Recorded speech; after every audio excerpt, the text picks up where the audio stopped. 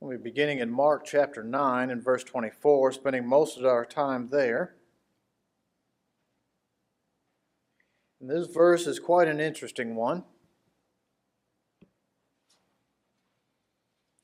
Lord, I believe. Help my unbelief.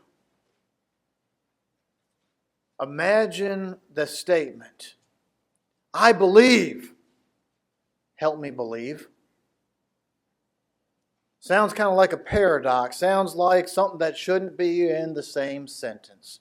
You either believe or you don't. And we're going to dig into this one this morning. How can we both believe but yet ask for help with our unbelief at the same time? But don't we do that in our daily life? Don't we have so many things that go on in our lives that we go into it, we know what we're going to go and do, but then it's like, I need a little more help with this. I need something to help me through this. I need some more knowledge. I need some more information. I need to figure out more detailed what I'm doing. We see this process. So in Mark chapter 9, in this area, we see a father bringing his son who is demon-possessed and is having all these issues. We see him bringing him to Christ. So we see in verse 17, he does have faith. When we see this cry, Lord, I believe, but help my unbelief. If we back up to verse 17, and we'll get back to some of the other areas here, but the background to this, before we even get it, the Father's been dealing with this for some time. He has obviously heard about Christ and has decided, I must go to him. And I will bring my son who is having all these issues, and I will bring him to Christ because Christ is the answer. I have faith in this. In verse 17, then one of the crowd answered and said, Teacher, I brought you my son who has a mute spirit. And wherever it seizes him, it throws him down. He foams at the mouth, gnashes his teeth, and becomes rigid. So I spoke to your disciples that they should cast it out, but they could not. How many people went to Christ for healing powers? As we look through Christ's ministry, I would hate to see the doctor's office billing department if he was a doctor today. How many people did he heal that they would be trying to keep up with the paperwork and send out bills for? Luckily, Jesus didn't keep a ledger. He wasn't keeping track of it. He wasn't sending out bills. But he had an open door. And this man knew that, believed the open door, believed what he could do, and brought his son to see Christ. Christ can help. I believe. He held that belief in his hands, in his heart, in his mind, and brought it forward. Even to the point that when he couldn't find Christ, he found his other disciples, most of them, but Christ wasn't there. If we back up to the beginning of this chapter, we see in verse 2 that after 6 days, Jesus, the primary person he's looking for, took 3 disciples with him and left the others behind. Jesus took Peter, James, and John, led them up on a high mountain apart by themselves. We see the Mount of Transfiguration where they get to see the others. We get to see this miraculous thing happen right here from their recounting of what happened. But 3 of the closest disciples to Christ and Christ were separate from the group. When the man came, it's like, well, Christ isn't here. When is he coming back? I don't know. You're his disciple. Yes, I am. Will you help me? He still had faith in the disciples of Christ. After all, there's a point that Christ gave them dominion over the spirits and sent them off on their own missionary journeys to be able to do these things. And so when this man came, he said, I am here for Christ. He stepped away. Can you help me? You're his disciple. He has that much faith. Would we have done that? I almost have to pause right here at the Father and just say, would I have done that? Or would I have waited for Christ to come back? Would I have taken one of his disciples instead? I think back to Naaman, who was told, oh, there's a prophet in the land. Go to see him. And a servant comes out instead of the prophet, and he's upset about that. I'm here. Don't you know who I am? I'm here to see your boss. I'm not here to see you.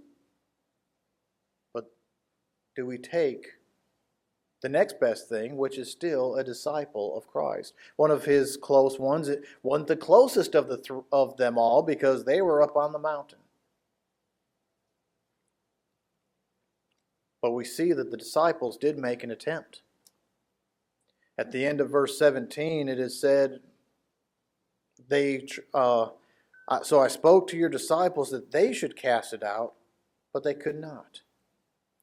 They tried, but they missed out on that opportunity. They weren't able to succeed. How disheartening. How hard would that have been for the Father? What do you do now?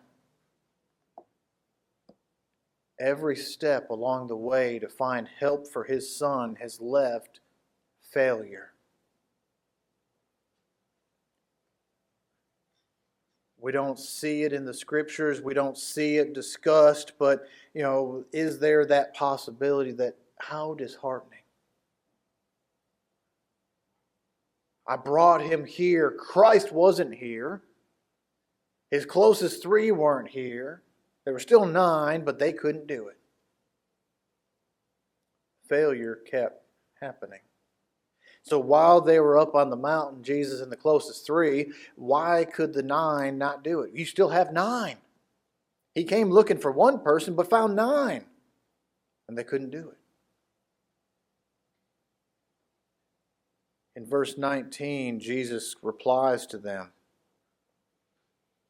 He answered him, the Father, and said, O faithless generation, how long shall I be with you? How long shall I bear with you? Bring him to me. Now I have to stop and think on this one too, is who all is Christ talking to? Just because he replies to him, the Father, he calls it a faithless generation. He's not speaking only to the Father. The Father showed faith in that he brought him there. He showed faith that he even asked the disciples instead of Christ himself. I do believe that Christ is talking about this faithless generation. Could he be talking about all that are there, that are listening? You've got the Father who has stumbled along the way. You've got the great multitude gathered together right there, all seeking things. Previous to this, there were scribes being referenced to in the timeline of events. Who else is standing there? How many times has their faith been put to the test by Christ in his teaching, saying, why are you doing this when God says this? Listen to God. Unfortunately, too often we get hung up with what we see. I can't even use this hardly as an example. Some may still have this. I don't anymore. At the end of the month, we get a paycheck. We get our reward for working. I don't see it anymore. It's direct deposit now. It goes straight in my bank account. So I don't even get that piece of paper at the end of the month that says, Jason Zuehlke, pay this much. I have to go look at the bank account. But every month, do I go to the bank account and open it up to see, is it there? When we do a job, is the only way that we recognize it by sight. That is something that we look at in verse 19. He talks to them. How long shall I be with you that you can see me? That you can be here in my midst, that I bear with you. We also see a statement in John 4 and verse 48. We see this idea. Then Jesus said to him, unless you people see signs and wonders, you will not by no means believe. Their faith is so tied to their eyesight that unless they see it for themselves, think about Thomas after Christ's resurrection. Unless I see the holes in his hand and touch the piercing in his side. He couldn't take the word of the other apostles. He couldn't take the word of the women who visually saw him. He had to physically see him for himself. Do we have that same issue today? Do we sometimes not be able to complete the task because we don't see the goal? Could the 9 that were there at the base of the hill, did they not succeed because they didn't see Jesus? I have strength as long as this person is around. Do we kind of have that in our lives? We have that person that helps motivate us. And if they're not around, we hadn't heard from them, we kind of feel a little deflated. I don't know if that's the case or not, but Jesus was not in their midst. He was not right there. This father has gone a long time with no answers. We see Christ come up with something right here that we know that he doesn't need to ask. Christ already knows all of these things. He knows our hearts. He knows the events. When the Son came to them, in verse 20, they brought him to him. And when he saw him, the Son saw Christ, immediately the Spirit convulsed him. He fell on the ground and wallowed, foaming at the mouth. If anyone has seen someone go into an epileptic seizure, a full body seizure, it can be frightening. It can be dangerous. Depends on where that person is. Sometimes they have a warning sign and they can try and lay down before it happens so they don't hurt themselves on the way down. They can try and find a spot in the clear so you're not, as this man said at the very beginning, falling into fire, falling in the water. Be a bad time to have a seizure when you're trying to take a bath. You lose all bodily control. You can easily slouch down and drown. Can you imagine this? And in verse 21, Christ said to the Father, how long has it been happening to him? Does Christ need to know that answer to heal him? He doesn't. He doesn't ask hardly anyone else this, but I believe that because he just said in verse 9, you faithless generation, he's making a point. How long has this happened? And he said, from childhood. It's thrown them both in the fire, into the water to destroy them. Notice he still has some faith. He still has some hope. This father has been working with his child for so long. You can't leave him alone. He might go near the fire, go near the water, go near something, have a seizure and hurt himself. There's no mention of any of this happening, but I would assume that as a caring father bringing him to Christ, that since childhood, he has probably taken him to whatever physicians are available. He has tried whatever things with the priests or with the temple. Again, there's no mention of this, so this is my speculation, but seeing the care of the Father here, he has exhausted every resource he has. And now he hears of Christ healing people, preaching the Word of God, doing it with such power and authority. He's like, I will take him to him. And so he pleads with them one more time right here, because we even see the failure build up when he took them to the 9 and they couldn't help. How much weight would that bring?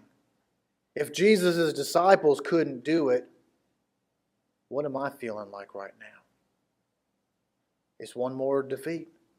It's one more failure along the road. But we see that last part of the statement starting to show up again. I believe. He still has belief. Verse 22 and 23 bring that out in where he says it had thrown him into the water and the fire. But if you can do anything, have compassion on us and help us. He now sees Christ. The only way to get any higher on this chain of events is to go to God the Father himself. But Jesus says, if you see me, you see the Father. He is now at the feet of Christ and says, and I notice the word if. He's met a lot of failures along the way. He's getting disheartened. He said, if you can do anything, help us. Notice verse 23. Jesus turned it back around to him again. How many times have we seen that? Jesus says, if you can believe, all things are possible to those who believes. Jesus so many times would heal according to your faith. Let it be so. This man has met defeat so many times that he is starting to waver. He is starting to buckle. We see that with Peter when he jumped out of the boat saying, he's like, wait, there's someone walking on the water. It's a ghost. We're afraid. He says, be calm. It's me. And Peter says without thinking, Lord, if it's you, let me come to you. And he said, come. And he was good walking on the water. Until he saw the winds, he started to doubt. He started to sink. And he cried back out to God, help me. This man here is crying to God, the Son, I would imagine on his knees. Lord, help us. And Jesus says, if you can believe, all things are possible to him who believes. You may have had a rough road. You may have had a hard time in your life. You may have had curveballs thrown at you. Your son since childhood, having these seizures, having to watch him constantly. Pull him from the fire, pull him from the water, pull him from dangerous situations. Not be able to get a good night's rest in fear of what might happen. It's definitely a curveball. It's definitely something that pulls at the heart. So he says, if you can, then it is possible. He reassures that faith is the way. If you can believe. The response Jesus received back was that full emotional depth and sincerity. Not one that was rehearsed in a mirror saying, if I see Christ, this is what I'm going to say. I'm going to ask, it's not one of those things as I'm going to ask God, why did Noah get the mosquitoes on board? Why couldn't they have died? This is something that says, I fall out with emotion. I open my heart to you. Look at his response. It's what we opened the lesson with. And he said, immediately. He didn't have to think about it. He didn't have to say, let me get back to you. That's what we say when we're trying to get out of having to do something, right? Someone says, hey, I got this great deal for you. Let me show you about it. Let me tell you all about it. He gives you all the pamphlets and stuff. It's like, let me go think about it. Do we ever go back and think about it? No, we drop that pile of stuff someplace else and keep on walking. I didn't want it in the first place, but I was too nice to tell him no. Let me go think about it. This man didn't think about it. If you can believe, all things are possible to him who does believe. Immediately, the father of the child cried out and said with tears. Where else do we see this kind of action, this kind of emotion, this kind of depth? How about Christ in the garden?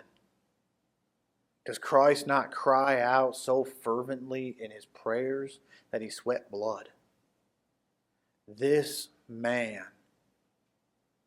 has been given another chance. He said, if you can believe. He's like, my Father, he said, Christ, I believe.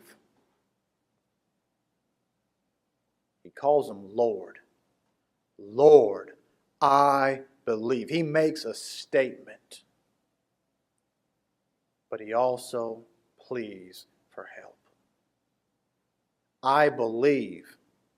Help my unbelief. Forgive me for being weak at times. Forgive me for not having the strength and the knowledge I need. Help me obtain that stronger faith. The one where I don't need my eyes. The one where it doesn't waver and make me question. Help me be stronger. When we obey the gospel of Christ, we believe, but do we know all that we need? No. Do we know all that there is to know? No. Do we seek further knowledge? Do we seek to continue to grow, to learn from our weaknesses and build our strengths? This man said, help me be stronger. Because of that, the response Jesus returns is verse 24. Immediately he fell. Verse 25 is the display of this belief. Because you believe. Christ didn't lie. Christ said all things are possible to him who believes. And so immediately he shows his belief, including that it wavers. I'm not always strong. Sometimes I'm weak. So in verse 25, when Jesus saw that the people came running together, he rebuked the unclean spirit. I imagine that it would draw a crowd when you have Jesus around and you have someone shouting out in pure tears and from the depths of their heart, I believe. Help my unbelief. I almost can hear him crackling in his voice on help my unbelief. How many times have we been emotional and tried to finish the sentence and almost couldn't? That's the emotion I see in these 6 words. He started off strong. Lord, I believe, and he breaks down. Lord, help my unbelief.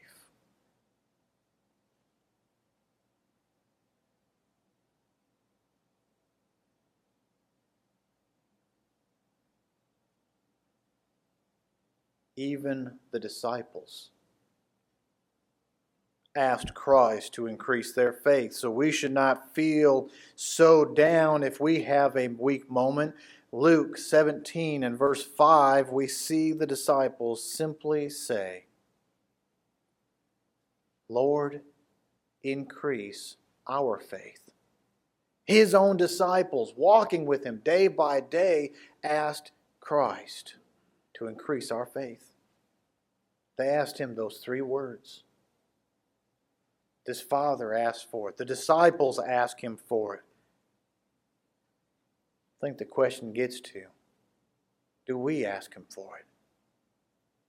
First, can we state the statement, Lord, I believe, and mean it from the conviction of our heart and mind? We're to worship in spirit and in truth. Just to say that, hey, I believe there's a Jesus Christ. That's not what this man did. He says, Lord, I believe. Convicted, no doubts whatsoever. Do we believe in the God of the Bible? Do we believe in Jesus Christ and the message that He brought? And when we say, help my unbelief, we're not necessarily admitting defeat. We're not admitting that we don't have a faith. What we are doing is saying that we need it to be deepened and strengthened. Do we recognize when we're weak? Do we seek out the help that it might be to get that strength? Sometimes the strength is the shoulder of a brother or sister in Christ. Sometimes the strength is coming to services even if we're feeling really low and not like doing it. We still need to take one step at a time. Do we honestly evaluate ourselves and commit ourselves to the faith and our commitment? In 2 Corinthians 5:7, he says that we must walk by faith and not by sight. Is our faith strong enough that we don't have to see God face to face? That we don't have to see Jesus, the holes in His hand and the piercing in His side, as Thomas did? Are we able to see God easier than Saul of Tarsus did? Staying so hardened in his heart about it until he saw the light in the road to Damascus, and Christ Himself came down and gave him a reality check.